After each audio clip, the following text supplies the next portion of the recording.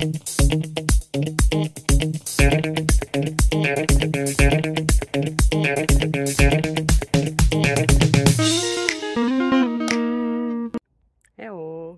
So today is sports day, so it's time to do something for us, for our body, and of course for our mind. So how about this next question?